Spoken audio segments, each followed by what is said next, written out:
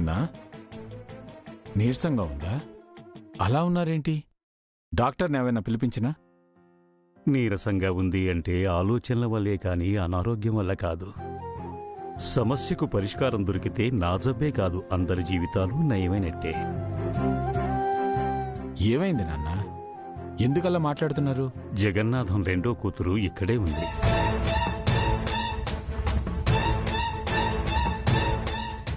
ఏంటన్నా మీరు చెప్పేది? తన్నెవరు ఇక్కడికి తీసుకొచ్చారు? సరసు.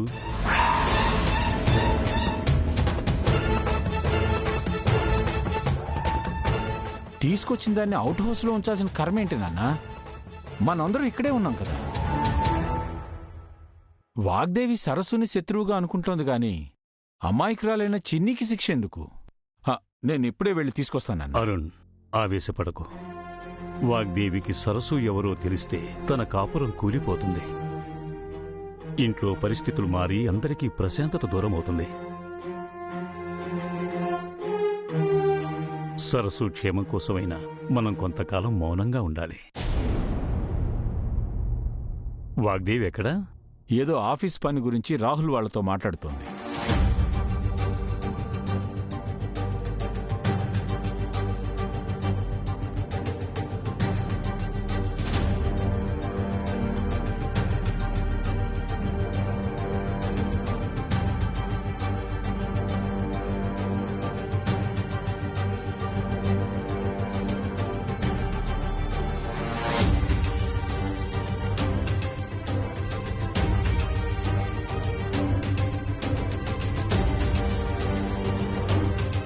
సరే, ఏదైనా అప్డేట్ ఉంటే నేను మళ్ళీ చెప్తాను. ఇక మీరు వెళ్ళండి. Okay madam. Please carry on.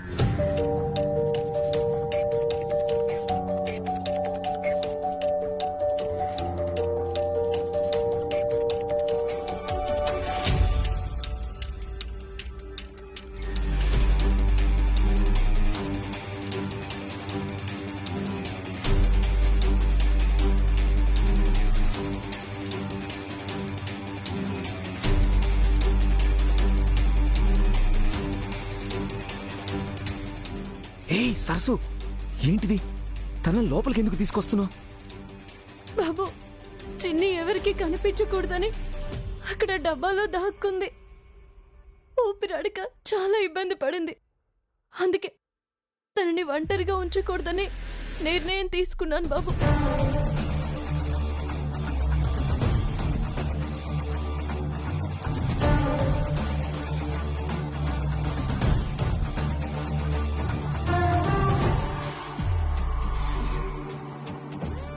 ఏమేం చక్రి? ఏం మాట్లాడుకున్నారు ఎంతసేపు? దేని గురించి? అది మామయ్య గారు అకౌంట్ గురించి.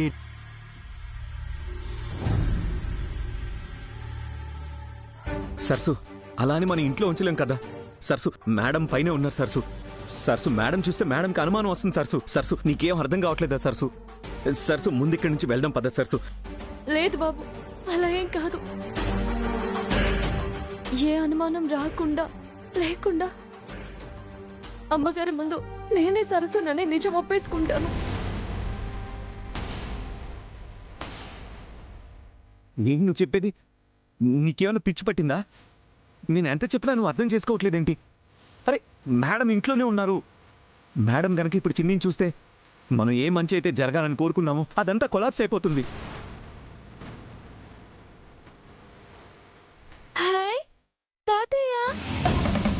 సరసు, నేను చెప్పేది నువ్వు అర్థం చేసుకో ప్లీజ్ సరసు. తాతయ్య,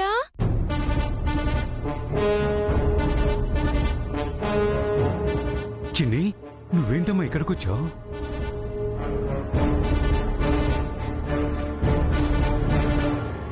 తాతయ్య, మీరు అక్కని తీసుకుని సుబ్బులు ఇంటికొస్తానని చెప్పారు. ఎందుకు రాలేదు? అనుకోకుండా పనిపడి రాలేకపోయానమ్మా. అయ్యో చిన్ని, లేమ్మా. చిన్ని, రామ్మా రామ్మా, వెళ్దాం. నా మాట విను. లేదు, నేను తాతయ్య దగ్గరే ఉంటాను, ఎక్కడికి రాను.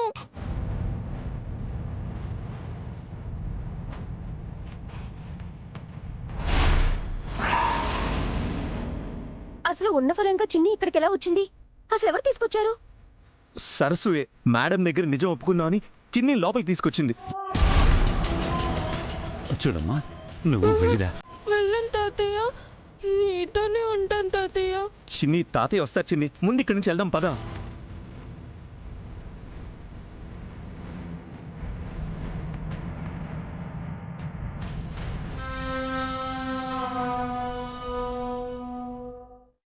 వదినమ్మా, చిన్నీని తీసుకొని మీరు ముందు అవుట్ హౌస్కి వెళ్ళండి. వద్దు మామయ్య,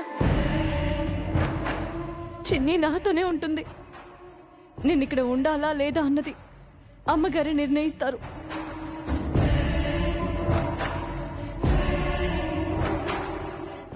అంటే ఏంటి? నువ్వే సరస్సు అని ఒప్పేసుకుంటావా? అవును బాబు, ఒప్పుకుంటాను. సరస్సు, ఏమైంది సరస్సు నీకు? అంతా హ్యాపీగా ఉన్న టైంలో ఎందుకు ఇలాంటి డెసిషన్స్ తీసుకుంటా? వద్దు సరస్సు, నా మాట విను ప్లీజ్. దయచేసి చెప్పొద్దు. చెప్తే అంతా కొలాప్స్ అవుతుంది.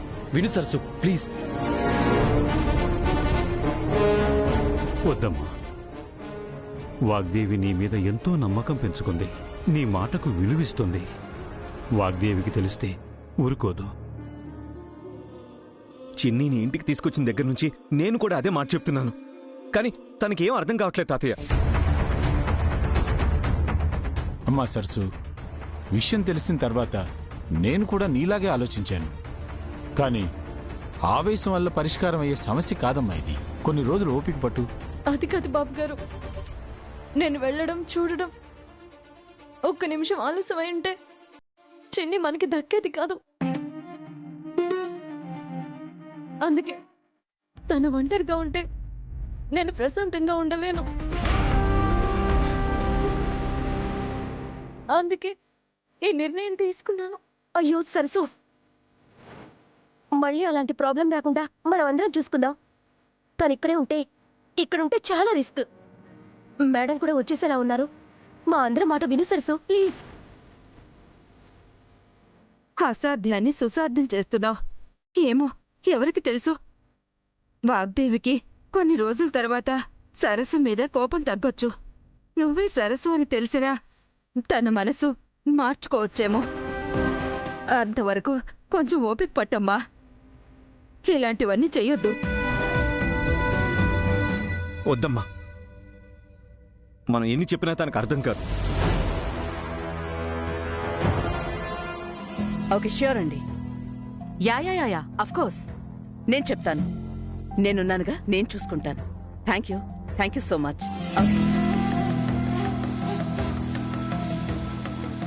తనెందుకు అదోలా ఉంది, టెన్షన్ పడుతున్నట్టుగా అనిపించింది.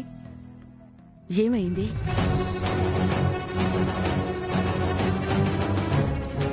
దానికి అర్థమయ్యేదేంటి? దాని మంచి గురించి ఏ నిర్ణయమైనా తీసుకునే చొరవ, హక్కు నాకున్నాయి. అమ్మా నవ్య, తీసుకెళ్ళు. అది కాదు పెద్దయ్య. ఇంకేం మాట్లాడుకో. వెళ్ళమ్మా. నవ్య, తీసుకెళ్ళు. వెళ్ళమ్మా. తాతయ్య, నేను వెళ్ళను తాతయ్య. ఈ తాత నన్ను మాట ఎక్కడికి వింటావుగా? పంపించొద్దు తాతయ్య. మంచిదని చిన్ని, మా మాట విను. తీసుకెళ్ళండి. తొందరగా తీసుకెళ్ళు. నేను ఇక్కడే ఉంటాను అక్క. తొందరగా తీసుకెళ్ళండి. కూర్చో అక్క, మాట్లాడు.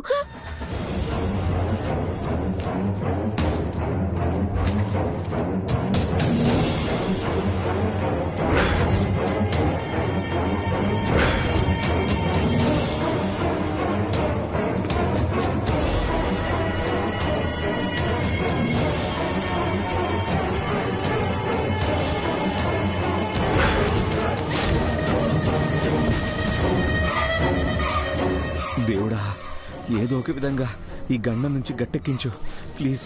మేడం చూడకూడదు, మేడంకి ఏం తెలియకూడదు ప్లీజ్ దేవుడా.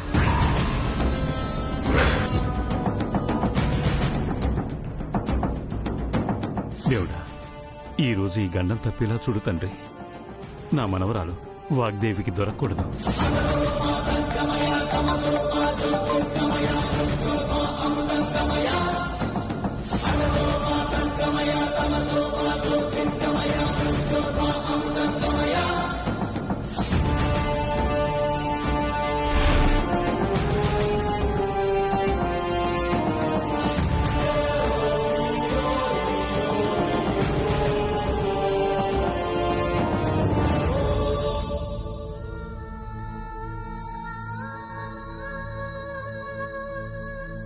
డాడీ, మేడం ఫోన్ మాట్లాడుతున్నారు. వదినమ్మా, ఆ దేవుడు మనకు ఒక అవకాశం ఇచ్చాడు. ఈ లోపల చిన్నిని తీసుకుని వెళ్ళండి, త్వరగా వెళ్ళండి. వెళ్ళండి వదినమ్మా.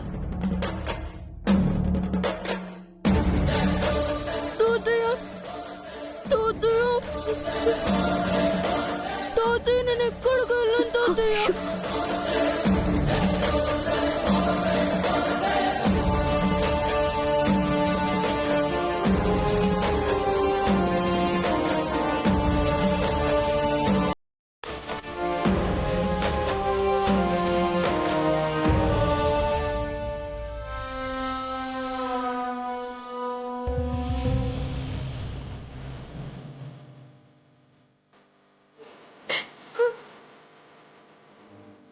సరసు, ప్లీజ్ సరసు, ఏడకు. మేడంకి డౌట్ వస్తుంది. నా మాట విను.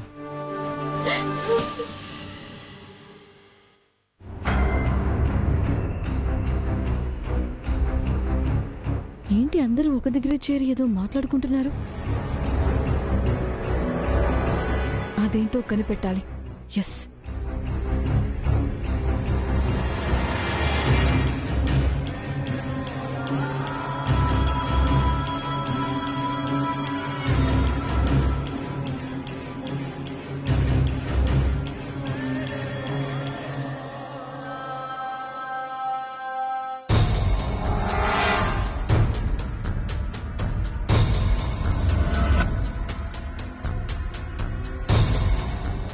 ఏమైంది? ఎందుకు అందరూ అదోలా ఉన్నారు?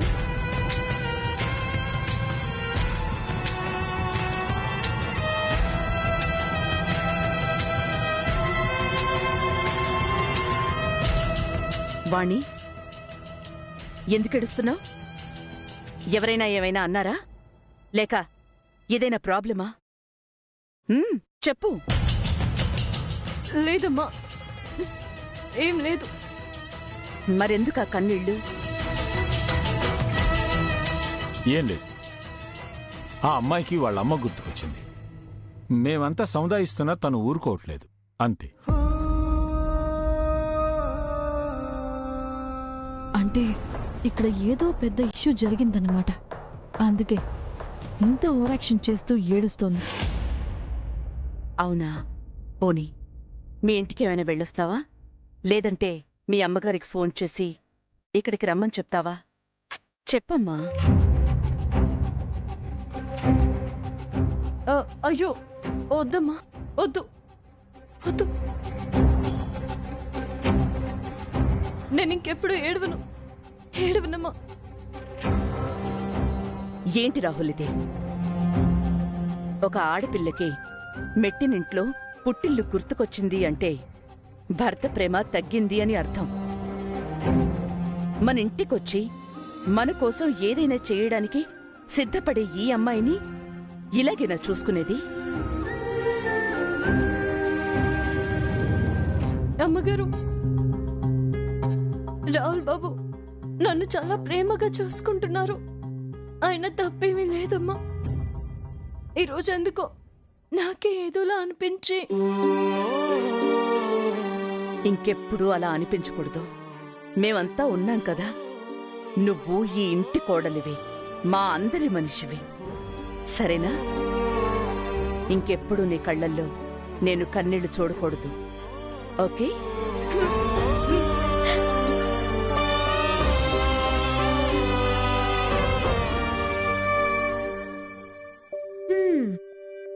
ఏడిసినా ఏడిపించినా ఆఖరికి అదేటి చెయ్యకపోయినా దాన్నే పామెత్తారేటో మేడం గారు. That's good. నేను ఇంకెప్పుడు నీ కళ్ళల్లో ఇలా కన్నీళ్లు చూడకూడదు, సరేనా?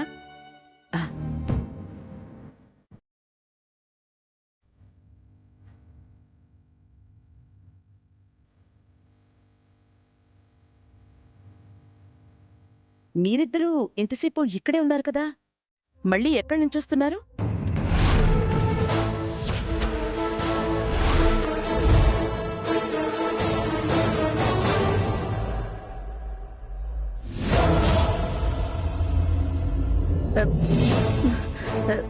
అంటే అది అది తులసి కోటకు పూజ ఎలా చేయాలో అమ్మ తీసుకెళ్లి చూపించింది మేడం. ఆ, అంతే అంతే.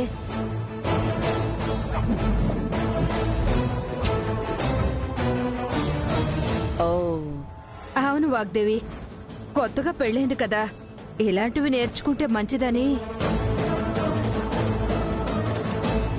నేర్చుకోవాలి. అందరూ వాణిలా ఉండరు కదా.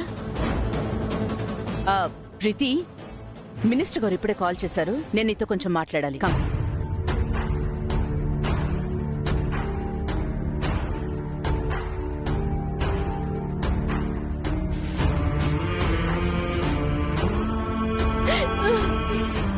సరసు, సరసు ఏడోకు. అమ్మ సరసు, ఏడవకమ్మా. ఈయన కూడా ఇక్కడే ఉన్నారు కాబట్టి ల్యాప్టాప్లో ఆ నైనా గురించి ఏమైనా వివరాలు దొరుకుతాయేమో వెళ్ళి చూసేస్తాను, చెప్తాను.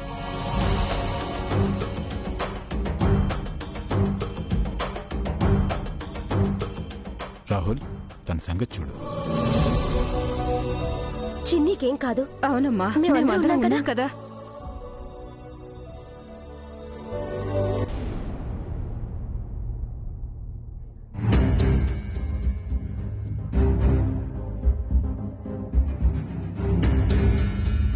నా వల్లే పాపం రాహుల్ బాబు భోజనం చేయకుండా కోపంగా కూర్చున్నారు.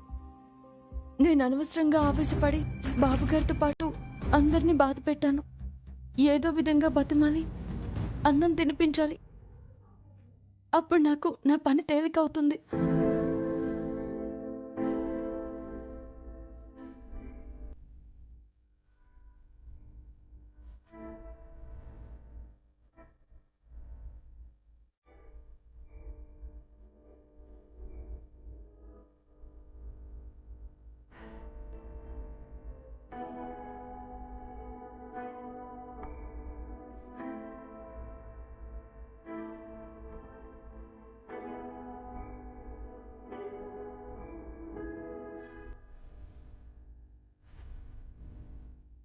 నా మీద కోప్పడండి బాబు, కావాలంటే తిట్టండి, అంతేగాని అన్నం మాత్రం తినకుండా ఉండకండి బాబు. నాకు ఆకలిగా లేదు. ఉదయం నుంచి ఏమీ తినలేదు. ఆకలి లేకుండా ఎలా ఉంటుంది? ప్రతి దానికి కారణం ఉండదు. ఉన్నా చెప్పాలని లేదు. చెప్పినా ఏ ప్రయోజనం ఉండదు. నన్ను క్షమించండి బాబు. నేను చేసిన పనికి నా మీద నాకే అసహ్యంగా ఉంది. ఇంకెప్పుడు ఇలా చేయను. ఈ ఒక్కసారికి మన్నించండి. ఎన్ని ఒక్కసార్లు సరసు? మీ చెల్లి వచ్చినప్పటి నుంచి ఈ ఇంట్లోనే కాదు, మన మధ్య మొదలైన దూరం నీకు తెలుస్తుందా? నీ గురించి ఆలోచించి, అరే నీకేం కాకూడదని నేను చెప్తుంటే అర్థం చేసుకోకపోతే ఎలా? అర్థమవుతుంది బాబు, కానీ ఏమీ చేయలేకపోతున్నాను. అమ్మగారి దృష్టిలో పడకుండా, ఎవరిని నొప్పించకుండా నడుచుకుంటాను. ఇది నా హామీ. నమ్మండి బాబు.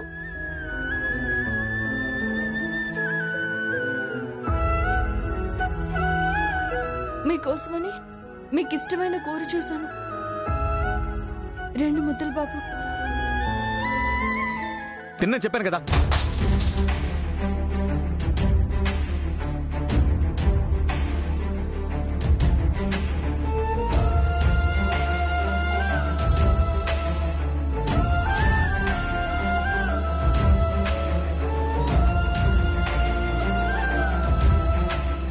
ఏంటి బాబు ఇలా చేశారు?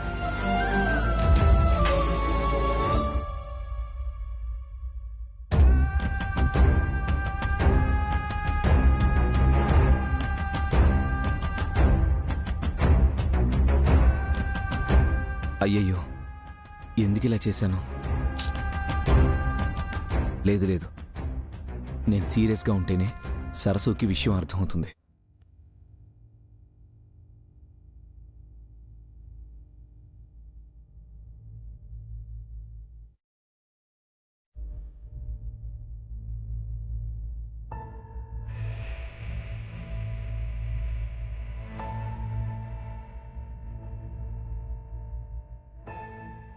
రామబాబు కోసం తెచ్చిన అన్నం ఇలా నేలపాలైందేంటి?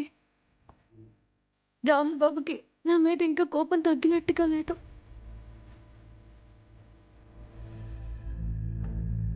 ఈ సమస్యను ఎలా పరిష్కరించాలో, ఇప్పుడు ఈ సమస్య నుంచి ఎలా బయటపడాలో కూడా అర్థం కావడం లేదు.